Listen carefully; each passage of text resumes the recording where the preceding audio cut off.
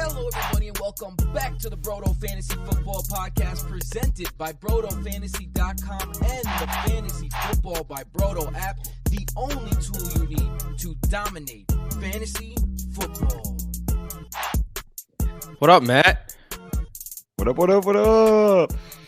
Like my shirt? Yeah. The Michael Fire. Scott's Fun Run Race for the Cure. I love it. Yeah, I recognized it right away. Michael Scott's Fun Run Race for the Cure. What is it? The Michael Scott's Thunder Mifflin Scranton Meredith Palmer Memorial Celebrity Rabies Awareness Pro-Am Fun Run Race for the Cure. Yeah. The Office. The Pro-Am part's the funniest part of that all. The Office is one of the best shows ever created. I will fight anyone who says otherwise. Yeah, agreed. To the death. But yeah, the NFL season is officially over, folks, which means we are now officially on to the off season. It's February 16th. I hope you guys enjoyed your Valentine's Day. Hope you had nice Valentine's Days. And we're talking about some players that we love, get it, and hate for fantasy. We're going to be talking about the running back position, some of the impending free agents, going to be looking at their recent production, their potential role, best landing spots, things of that sort, what type of contract we could expect. So this is going to be a fun episode. This episode, of course, is brought to you by the Fantasy Football by Brodo app. The Fantasy Football by Brodo app is a year-round app. Don't delete it just because the football season is over. We're going to have done a ton of Dynasty and even some Devy stuff for you throughout the offseason.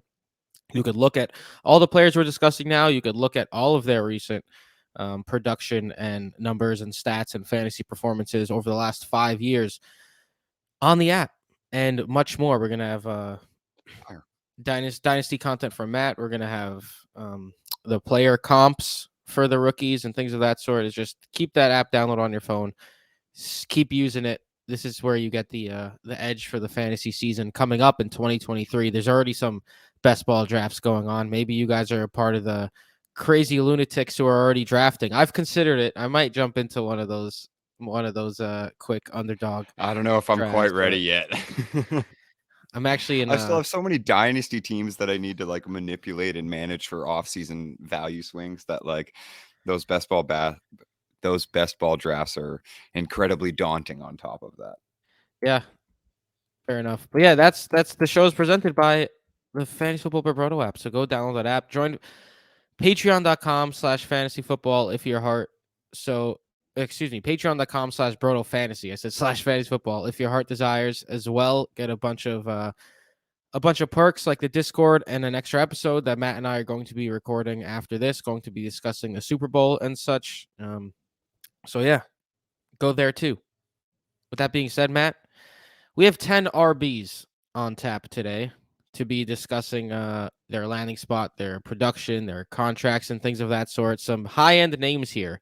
I feel like, correct me if I'm wrong, but I feel like this is a pretty loaded running back free agency class and a lot more like firepower than I'm used to seeing. Like this many really good names in free agency.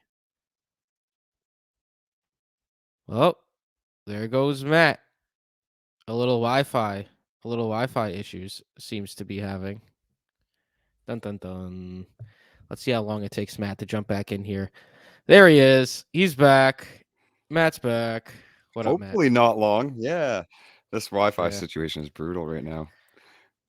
It's all right. I just I kept it going. You know, we're on for the brand. We're on YouTube now. That's a thing with these StreamYard clips. You can't really cut.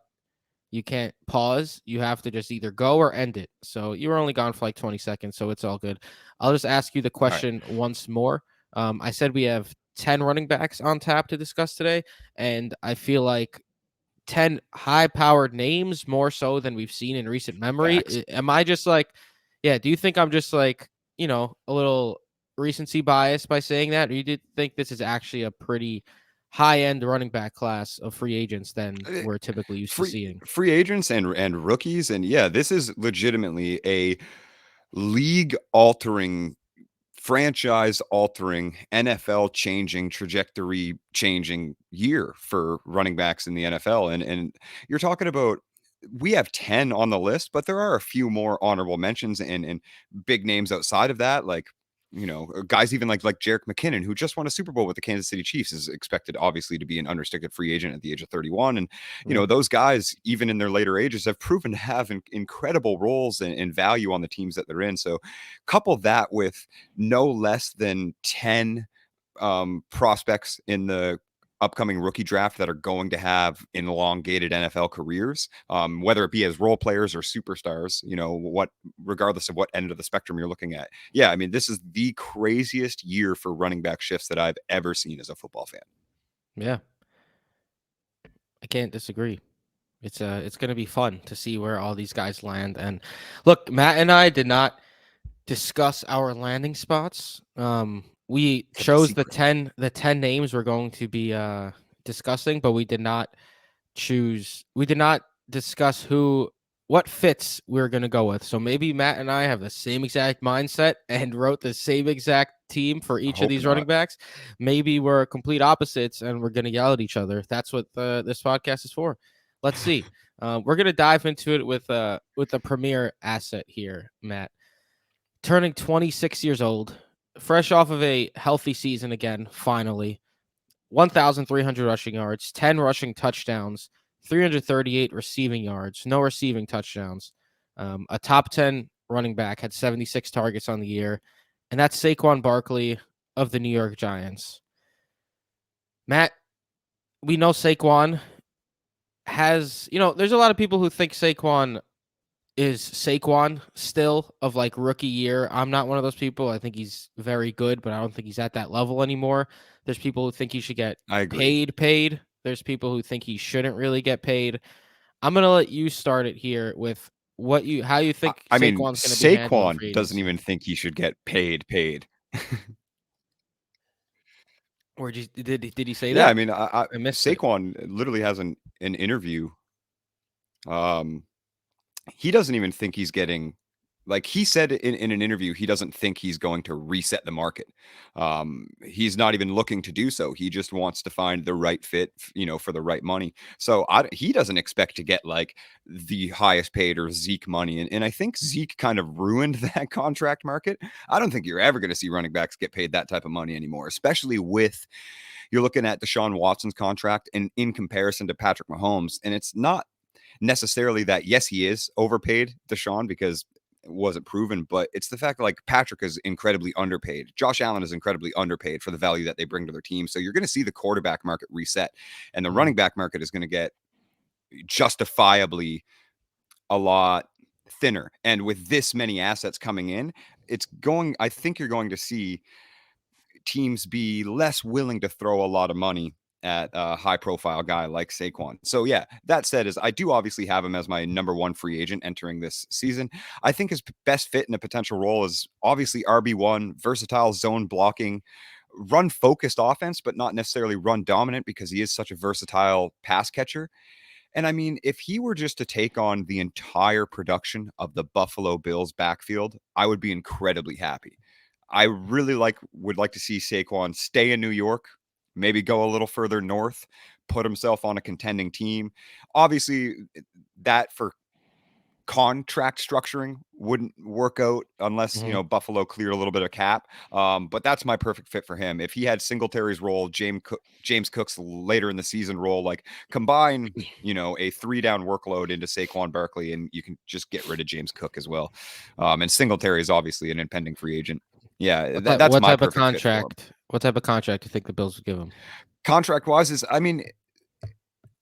I think he's still going to get top 12 market value. I think it's also going to be a multi-year extension. You said 26 years old. I think Saquon's looking at a 3 to 4 year contract. Like, this team is probably his last major extension.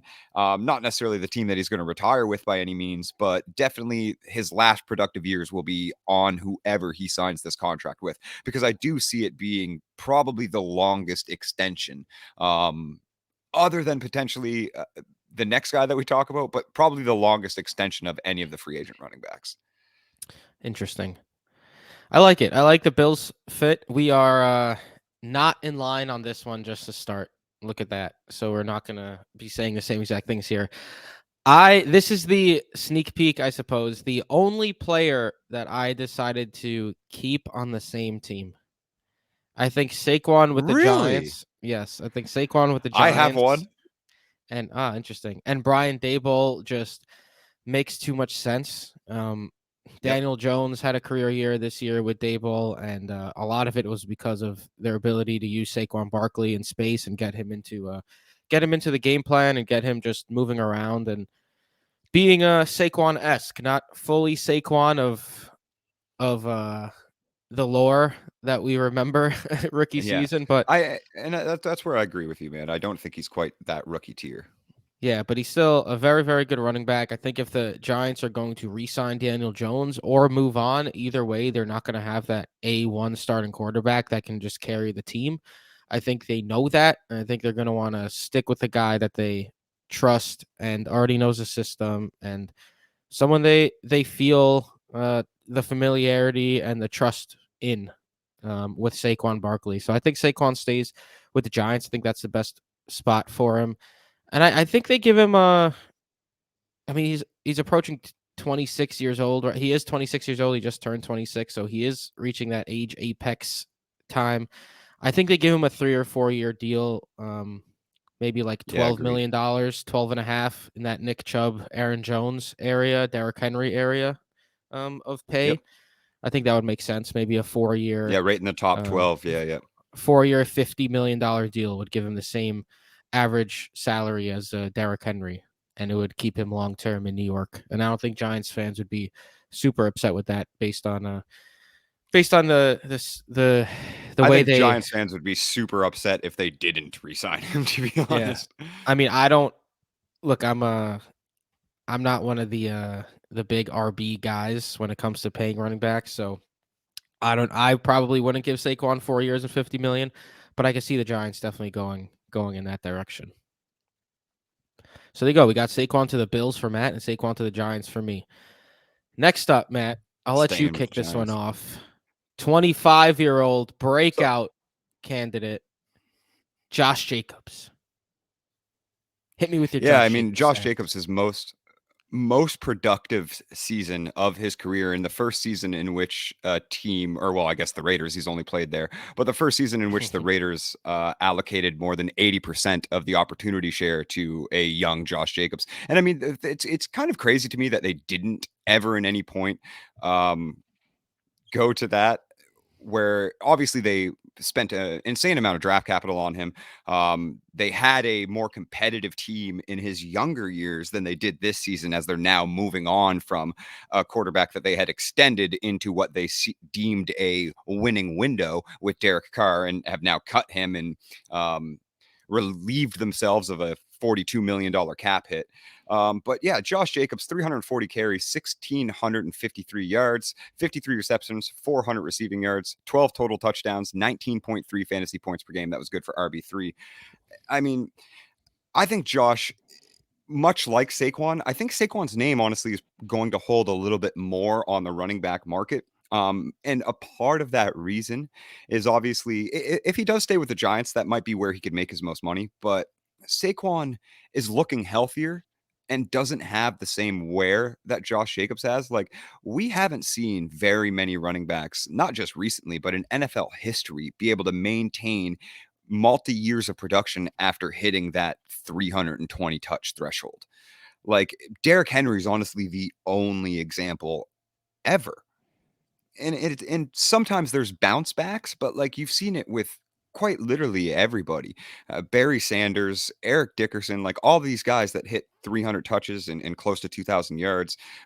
Adrian Peterson tears his ACL. I mean, even Derrick Henry broke his foot, right? Like, it is just seems to be a threshold of mileage for NFL running backs that you can't truly maintain that top end production after, you know, redlining it for an entire season.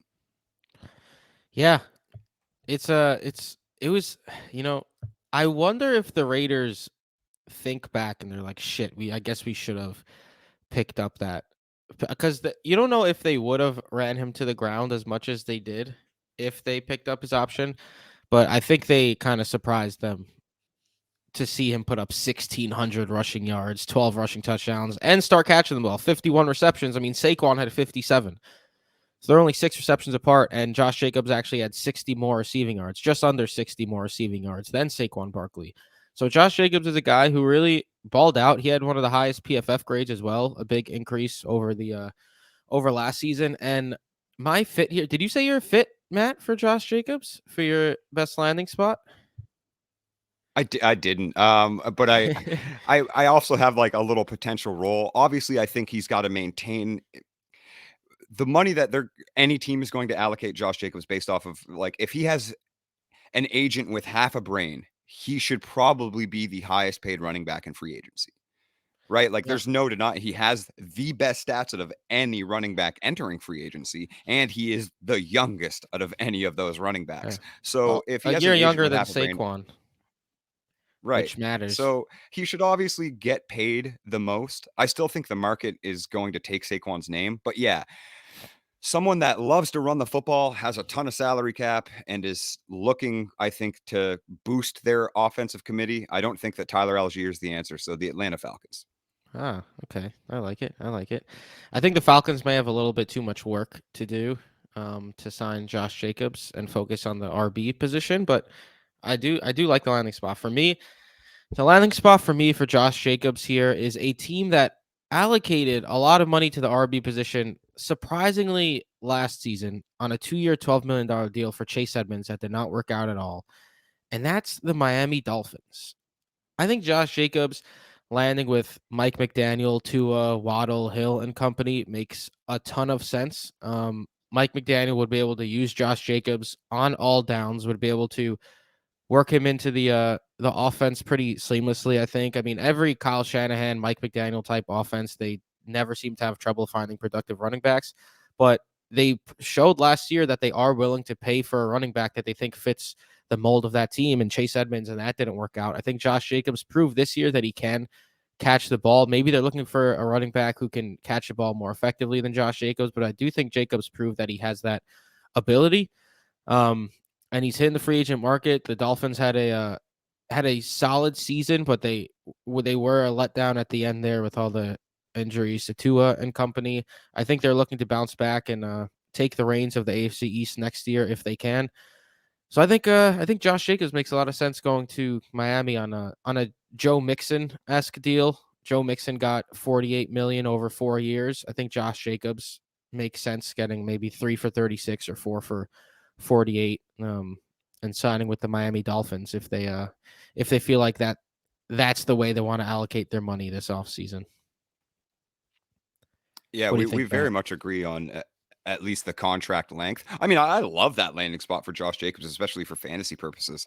And I think Mike McDaniels is also the type of offensive mind that can get Jacobs similar production, obviously not counting stats total, but similar production in efficiency stats on less touches, which the Raiders, couldn't do until McDaniel without the S came, or McDaniels with the S. Yeah. Josh McDaniels came in and obviously started drawing up what was just the Patriots offense, which we've obviously seen produces very, very efficient running backs on low volume. So I think it's a great fit. And contract wise, yeah, I very much agree. I think he probably should get paid the most. I think Saquon's name might switch that market a little bit to where Saquon maybe edges him out. But yeah, I also do have it written down here in my notes that I believe Jacobs would get the longest extension out of anybody, just being 25 years old. He might hit that 5-year range. Yeah, makes sense. So I have Jacobs to the Dolphins, and you have Jacobs to the Falcons. Moving on to RB number 3, turning 26 years old, which might surprise some people because he's yet to be a full-time star in the league, but he's always shown that he has the ability to be that. And that is Tony Pollard, the one and only, the analytical darling, Tony Pollard, turning 26 years old, hitting free agency. Tony Pollard this year was tremendous. 988 rushing yards, 9 rushing touchdowns, 371 receiving yards, 3 receiving touchdowns. By all accounts, he was a very, very good running back, better than Zeke. And even at the end of the year, the Dallas Cowboys finally were giving him the touches that Zeke was taking from him over the last year or two. So Tony Pollard, I don't think there's any way you could deny Tony Pollard's ability. Tony Pollard is an absolutely tremendous football player. And for me, I think a great landing spot for Tony Pollard would be the Kansas City Chiefs. The Kansas City Yep. Chiefs are coming off of a Super Bowl win with CEH starting the year, scoring touchdowns, and then getting benched. Isaiah Pacheco, the 7th-round rookie, ground and pound type of guy, taking off late in the year, and Jerick McKinnon as the pass catching back, except Jerick McKinnon was playing less of a role. Jerick McKinnon ended the year super, super strong, just being a pass catcher, scoring a bunch of touchdowns. And then in the playoffs, Isaiah Pacheco kind of took over. He started catching some passes as well. It's not like the Chiefs are the Chiefs aren't going to go and sign Jerick McKinnon, I don't think, or re-sign him, that is. And Isaiah Pacheco, he is who he is. He's good, but he's a 7th-round rookie, and he's more of a ground and pound type of guy. If the Chiefs bring in Tony Pollard, they get that Jerick McKinnon-esque rusher / pass catcher, just way younger and more talented. Like Tony Pollard in that offense would be absolutely ridiculous. It would just make that offense unstoppable. I think, and it makes a ton of sense in my mind for the Chiefs to go after someone like Tony Pollard. The question is, do they want to allocate the cap room to the running back position when they've had so much success not really doing that in the past? The I only one don't they did know if they was have to with CEH. Pollard. Oh, that's true too. And because Tony Pollard doesn't have the track record as some other guys, if they're able to get him for like Kareem Hunt got $6 million a year, Austin Eckler That's is right. actually only at $6 million a year right now. Leonard Fournette's at $7 million, James Conner's at $7 million. That's kind of disrespectful. If they could get him for like 3 years, $24 million, maybe Tony Pollard signs a contract like that to because he wants to win. A lot of these players want to win as well. I think that would just be absolutely glorious for the Chiefs and for Tony Pollard. So we have our first overlap in landing spot. Yes. I mean, I think that one was honestly like too obvious potentially. But this is the one where I said that I kind of have one staying in the same team as well. I do think that because it can happen before the combine begins, I think, or maybe a few days after. But either way, they do have the dead cap out for Zeke, where they can shed a ton of salary cap if they just cut him.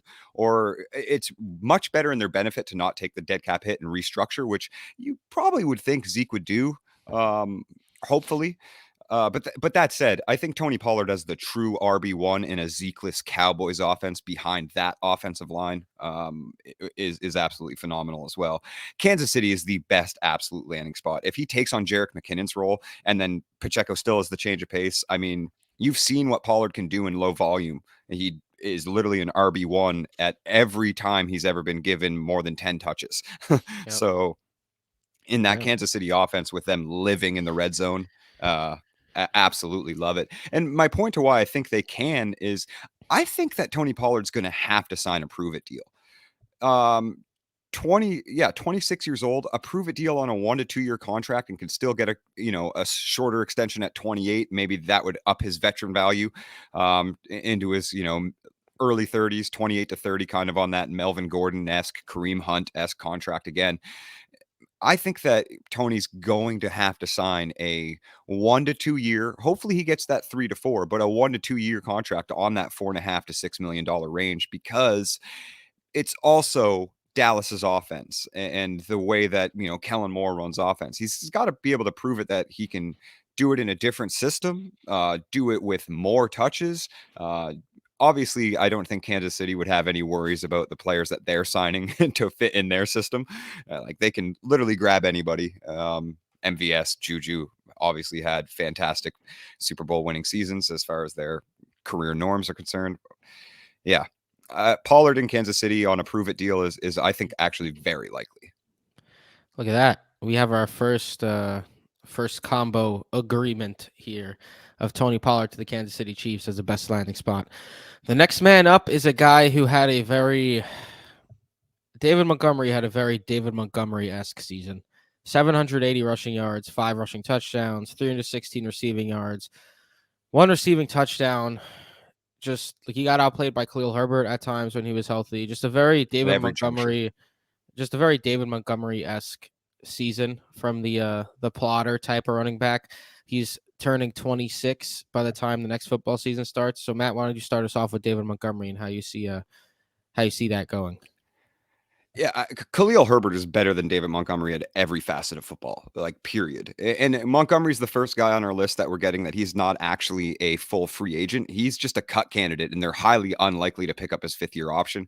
It's one of the more talked about cut candidates as far as these contracts are concerned, because they have Khalil Herbert, because it's not like the Bears don't have the salary cap room, but they're in no position to sign Montgomery to a multi-year extension when they have nobody on their roster to compete with. I think Herbert and potentially any free agent or rookie running back that the Bears decide to bring in is just as a good replacement level as David Montgomery and Khalil Herbert as a combo is. So I highly doubt that they keep Montgomery around. And as you said, it was just a very Montgomery season. Got a little hot towards the end there where people were like, oh, well, here comes the, 3 weeks of RB1 to close out that we always get from Monty, which always spikes his value into the next season. And we got that, but it was also, not as hot as usual. Like, it came as very low end RB1 finishes. Herbert outperformed him while on the field, and obviously once again in the second consecutive season when Montgomery got hurt. I think that the Bears can look at Khalil Herbert and understand, even in one of the most dysfunctional franchises, and understand it's probably smarter to keep this guy around for another 2 years on his rookie deal than it is to allocate $48 million to David Montgomery. Fair enough. Where do you see David Montgomery landing? That said, I think his potential role is obviously a lead early down back, committee backfield still. I don't think Monty can take on an 80% opportunity share anymore. For one, he's not efficient enough to do so. And two, I don't think that if you're going to give him an 80% opportunity share, you're probably going to sign him to one of the higher free agents contracts in the offseason this year. And I don't think he's worth that money. So a team that has a lot of cap, but can afford a guy that maybe fits into their next year's plans, but not this year's plans, the Carolina Panthers, a team that will utilize a bruiser, a thumper. Obviously, Monty can catch some passes. So, Deontay Foreman and Chuba Hubbard, Foreman being an impending free agent, Chuba being a free rookie that is probably unlikely to hit a 5th-year option after 2023. So yeah, I think that's his best fit, especially if he wishes to maintain relevance in the NFL, because he has done nothing to prove that he's worthy of a big contract, in my opinion. Yeah, I have no argument to anything you said about David Montgomery's ability or lack thereof, to be honest. But for me, this spot for David Montgomery, I think it's a little bit of a poetic justice. The Las Vegas Raiders just last season denied Josh Jacobs' 5th-year option, and then they ran their offense through Josh Jacobs, and they got the run game going, and I think they're going to be upset about the fact they don't no longer have Josh Jacobs on their team, and I think they're going to be, in a very Raiders move, try to fix it by signing a lesser version of that player. I think a 2-year, $10 million ish contract for David Montgomery to go to the Raiders makes sense. In just a move where everyone sees it and goes, all right, whatever, because it's not like a big headline move, or it's not something that it may not make a ton of sense on the surface, but I have a feeling that the Raiders just are make a very Raiders move, and they're like, yeah, let's go get a running back because that's what we need to boost our team. And then David Montgomery is like the lead guy there instead of Josh Jacobs this coming season. But time will tell. So for me, I got Josh Jacobs to the Raiders, and you got Josh Jacobs to the Panthers. Excuse me, David Montgomery. Yep. David Montgomery, yes. Yeah, Josh Jacobs is going to get more money and a better landing spot than David Montgomery. I would hope so. Moving on, this guy's fun. This guy. Turning 28 years old, which is, scary. Not ideal to be turning 28 years old, hitting free agency as a running back, especially when you are coming off of several declining seasons. And that's Alvin Kamara previously of the New Orleans Saints. 791 rushing yards this year, 2 rushing touchdowns, 480 receiving yards. Of course, it's where he excels, and 2 receiving touchdowns. Played almost full season.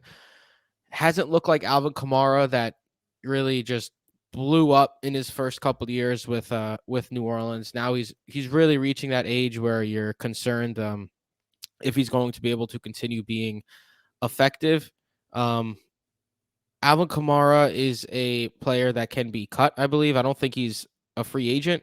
Um, I had his contract open, I accidentally closed it, and I forgot. Matt, if you want to check that for me, Alvin Kamara's exact Oh contract yeah, no, structure. But it's I think it's a team option that they can pick up.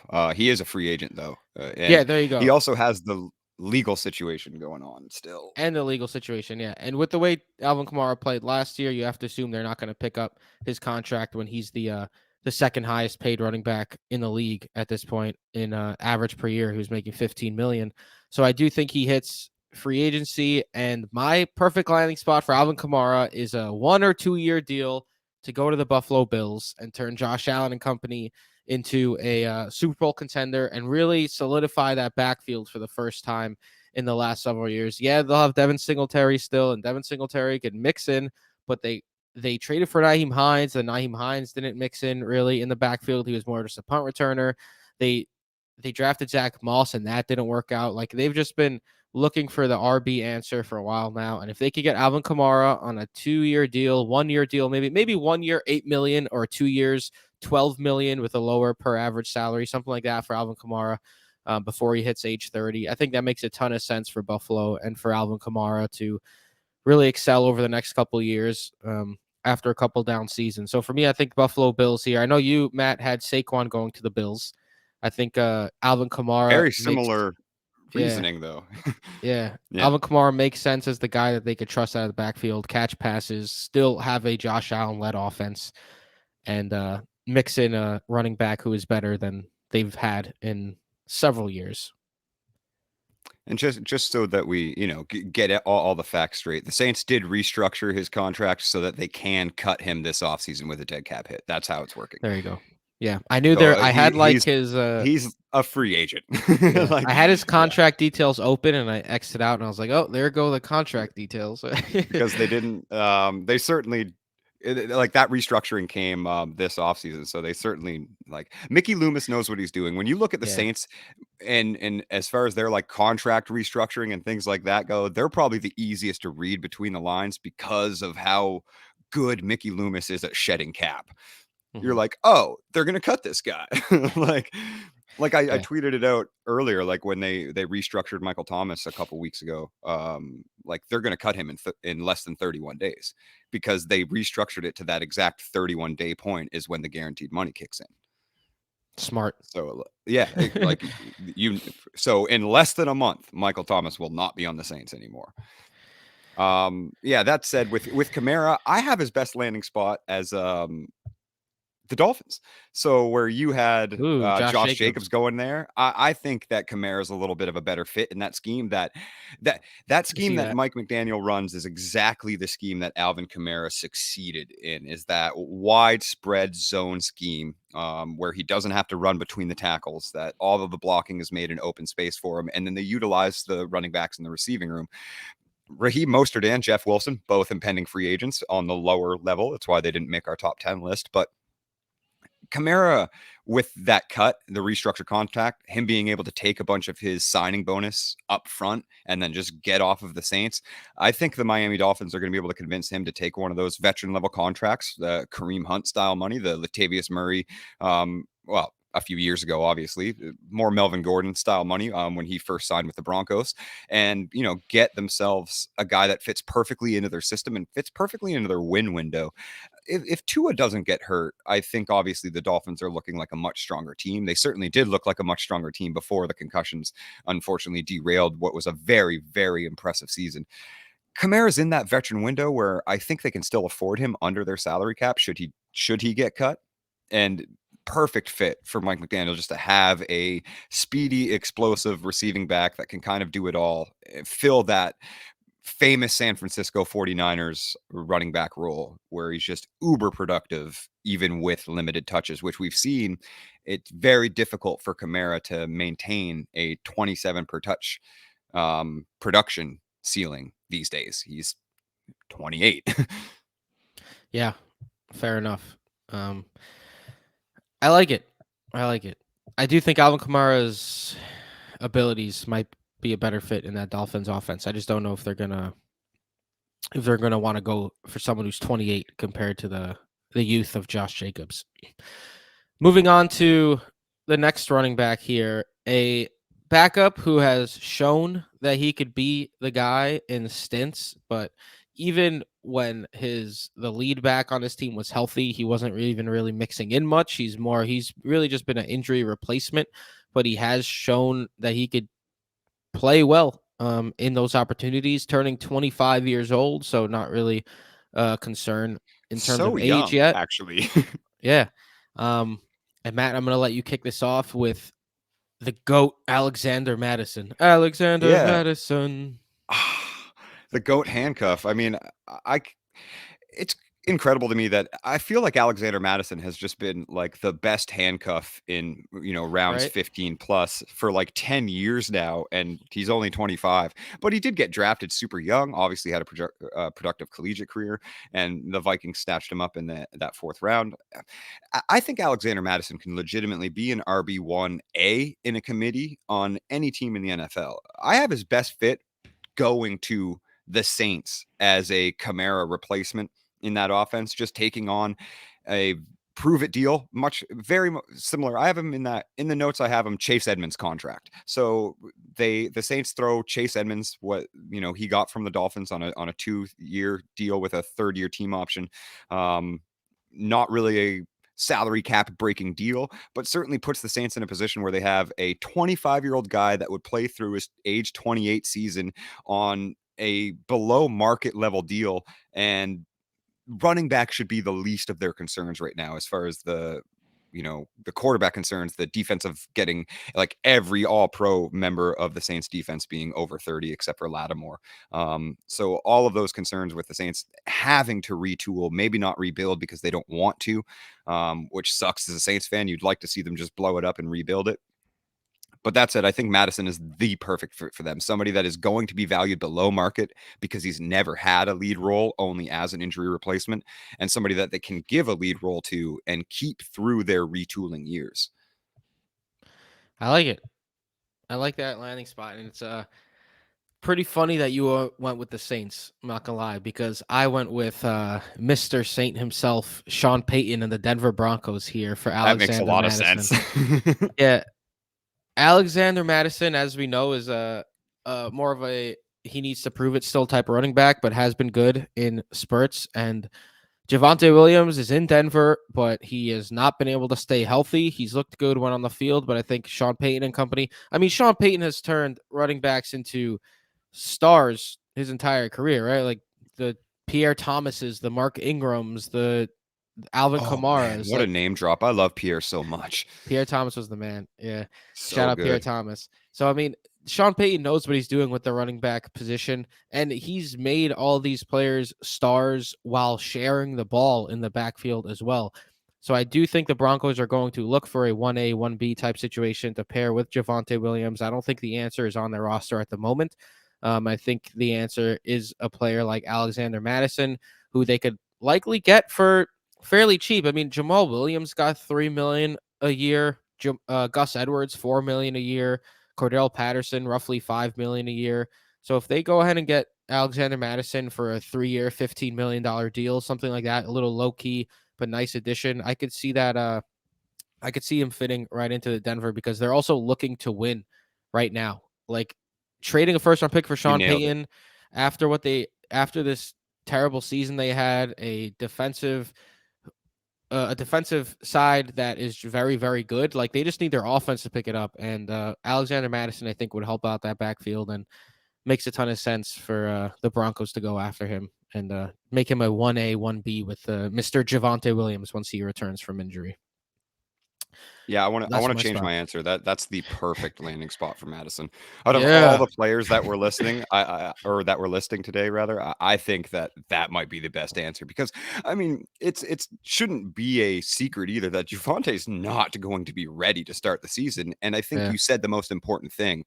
They need to win now. They are not looking for any lean years with Sean Payton under this contract. And it is immediately they want to hit the ground running. So for 6 weeks without Javonte as well, Alexander Madison has obviously proven to be able to take a 25 touch per game opportunity share and do very well with it. Mm-hmm. With that being said, we are moving on to, well, the Alexander Madison. I had the Broncos, and Matt had the Saints, but he changed it to the Broncos. Let's go. The first change. I think that's, yeah. Next up is a a young running back turning just 25 years old, has been good in spurts, has been sat down on the bench in other spots. It's been a very up and down career so far for Mr. Antonio Gibson, now hitting free agency. We know he can be an effective runner at times. We know he could catch passes as well, but he just hasn't been able to do either consistently, or whether it's because of his ability or whether it's because of the Commanders not utilizing him correctly. Time will tell, because now he's hitting free agency and he's going to be able to choose a team that he goes to. And this one might be a bit of a surprise, but I have Antonio Gibson going to the Colts. I think after Jonathan Taylor's injury this season, they were screwed in that backfield after Deion Jackson and company. They tried, but they're not Jonathan Taylor. They're looking to turn around their career. They're looking to turn around their franchise pretty quickly. Like, this isn't a team that's looking to really rebuild per se. So I think Antonio Gibson signing to the Colts for 3 years, 12 million, something in that nature, to be the 1B to Jonathan Taylor, catch some passes, keep Taylor's legs fresh, makes a lot of sense, even though it might not be the most obvious landing spot for a guy like Antonio Gibson. Matt, what do you think about Gibson? I mean, very similar reasoning. Obviously, receiving change of pace back in a committee role, or like the 1B that can take over in an injury scenario. Obviously, I have his best fit and landing spot as the Baltimore Ravens for that reasoning. Ooh. I think same idea is once.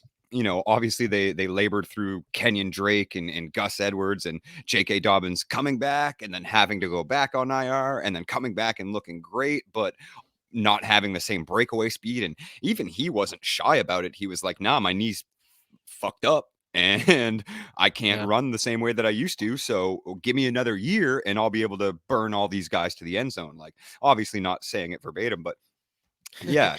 So I think Antonio Gibson, especially with the new offensive coordinator that they brought in, which is the OC from Georgia, who just went back to back with Natties.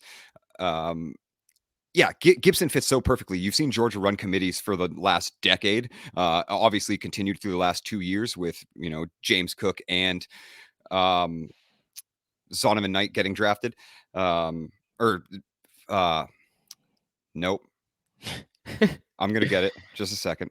That's Zeus. The other Z, Zamir White. There we go. Got it. Seeing these, and again with Kenny McIntosh coming in this draft. So yeah, Georgia they love committees. They love kind of smaller, not that Antonio Gibson's small, but they love smaller receiving backs, change of pace guys using a committee. J.K. Dobbins still needs some time. Again, even he admitted it, to get back to that full speed. Hopefully the offseason is enough time for that to happen. But Baltimore needs to reload and retool. I think they're obviously going to attack as many wide receivers in the draft and free agency as possible, but it's not like running back is a place that they can ignore either.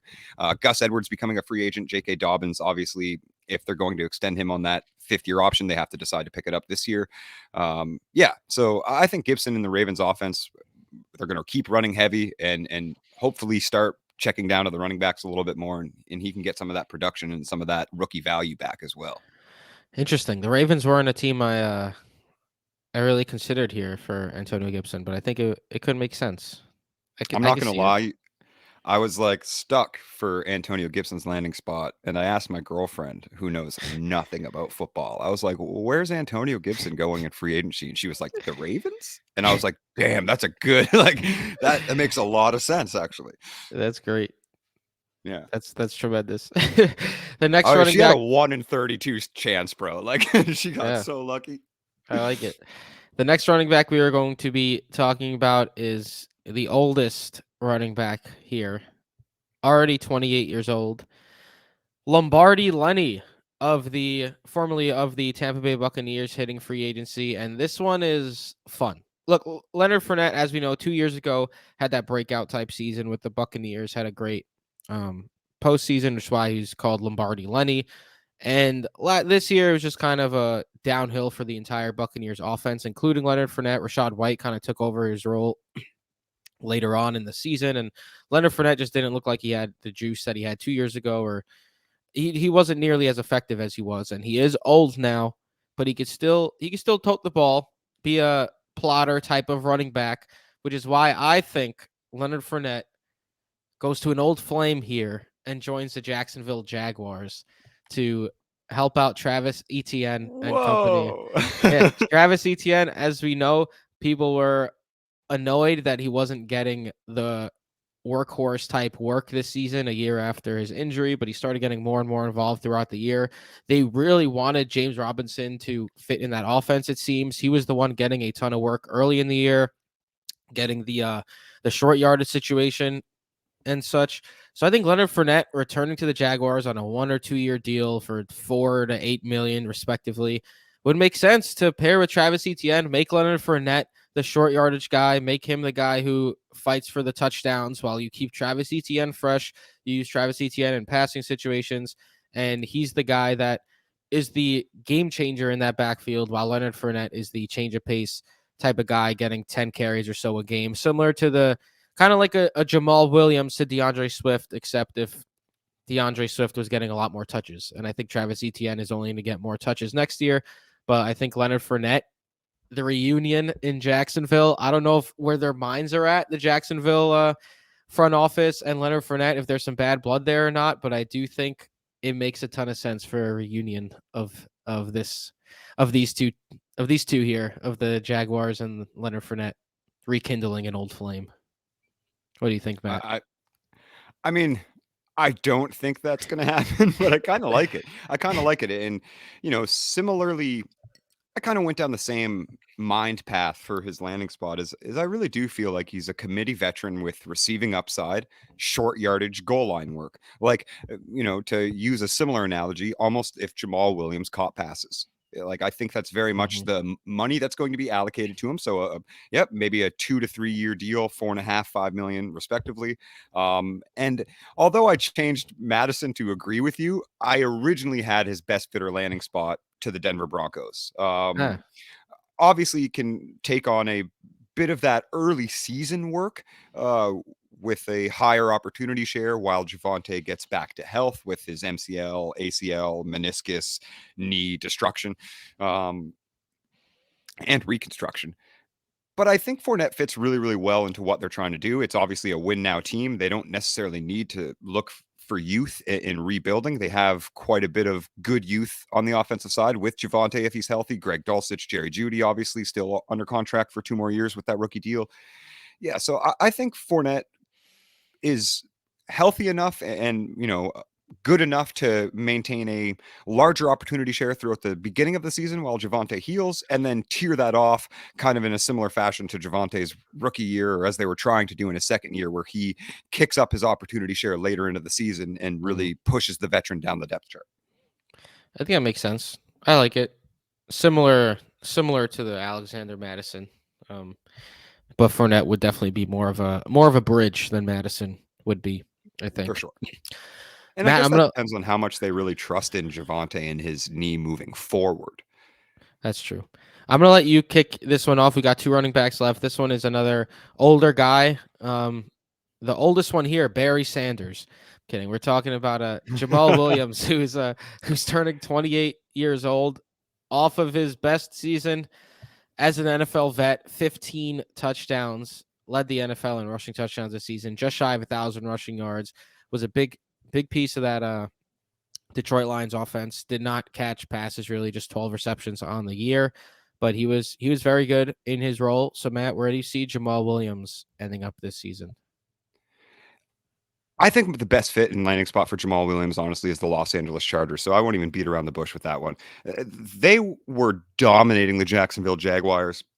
Austin Eckler just legitimately is not someone that offense has deemed that they trust to run the clock out and run the ball between the tackles and be a goal line back for them, even when they're up 30 points. They were giving the ball to Josh Kelly, and Josh Kelly was getting 2.2 yards, and they were punting on 3 and out and just taking 40 seconds off the clock for 3 plays in a row, snapping it at the 1 second and hoping that they could outlast the Jaguars offense. And they didn't. They need somebody that can get them first downs and on 3rd and 4, 3rd and 2, and somebody that can get them touchdowns inside of the 5. Because as soon as Austin Eckler gets inside of the 5 too, it's like they don't give that kid carries. It's incredible to see how effective he is in the red zone, but where those touches are allocated to, because it's obviously receiving work.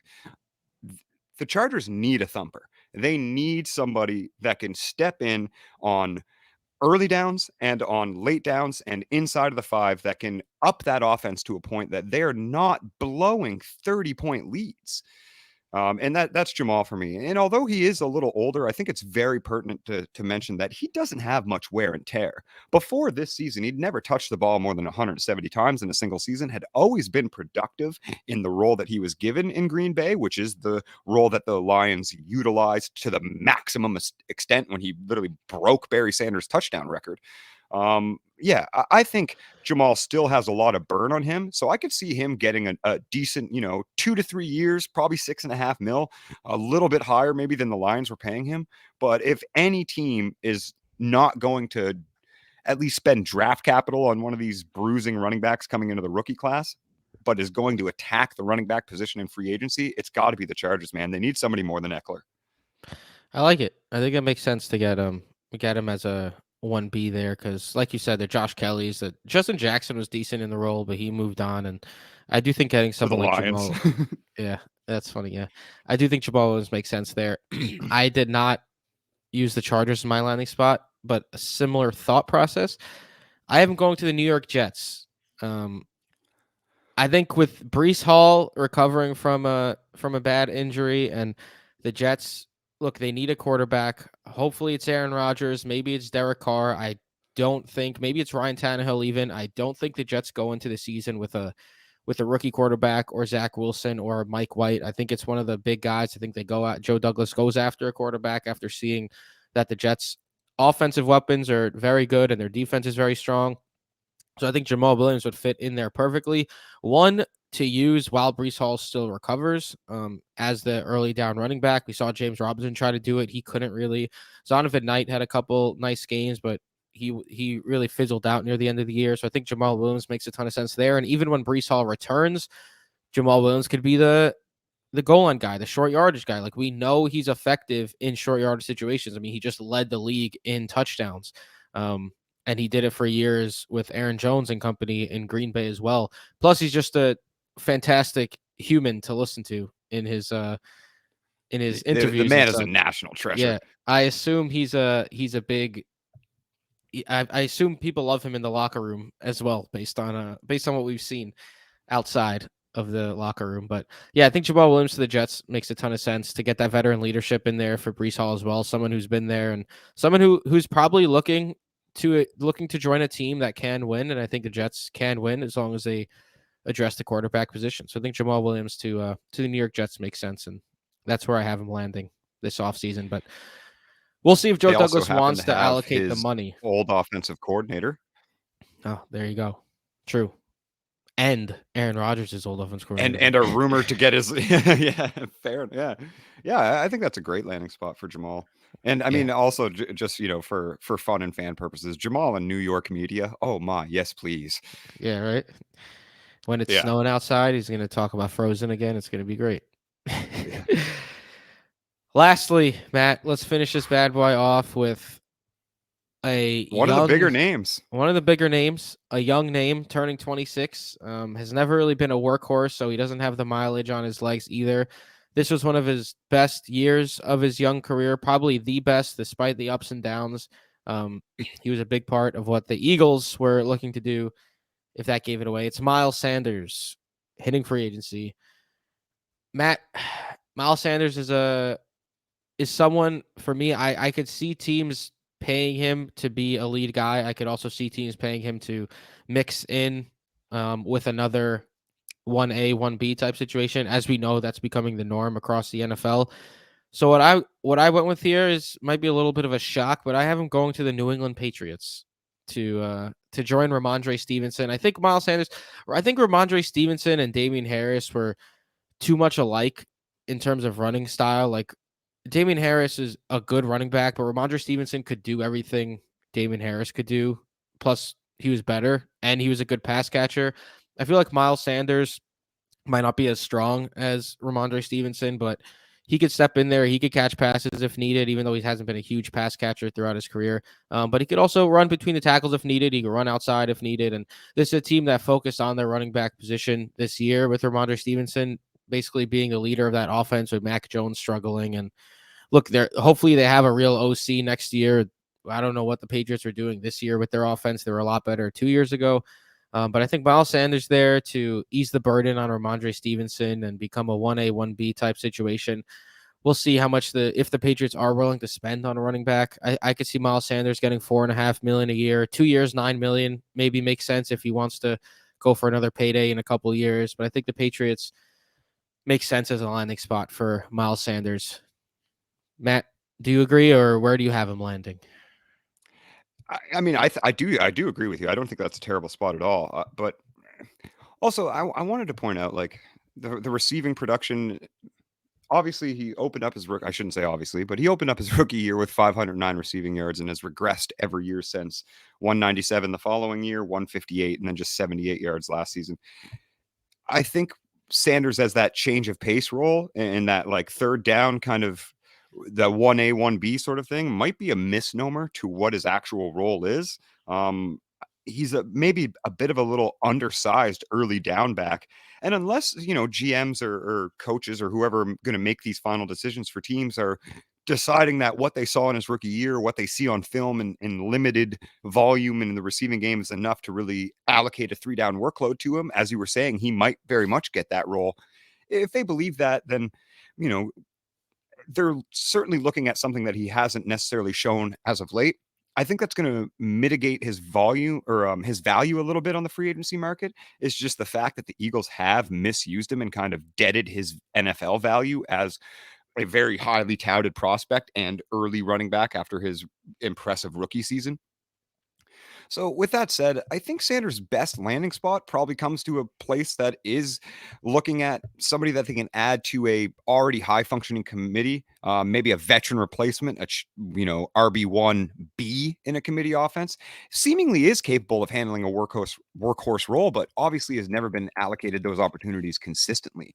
So, the best fit for me and the best landing spot for me is the Arizona Cardinals. Somebody where he could probably sign a deal past James Conner's extension, probably work alongside Connor in what is a better role for him than it is for James until they get inside of the 5, where, as James Conner's highest production has obviously come from touchdown dependency and being a good goal line back, very similar to Jamal Williams in that sense. So I think the Cardinals, with, them needing as much help as they can get in every aspect, they're obviously going to look defense first in the draft and defense first in free agency. But I think Miles Sanders is a very good fit if they can fit him into their salary cap plans, maybe on that 3 years for around 20.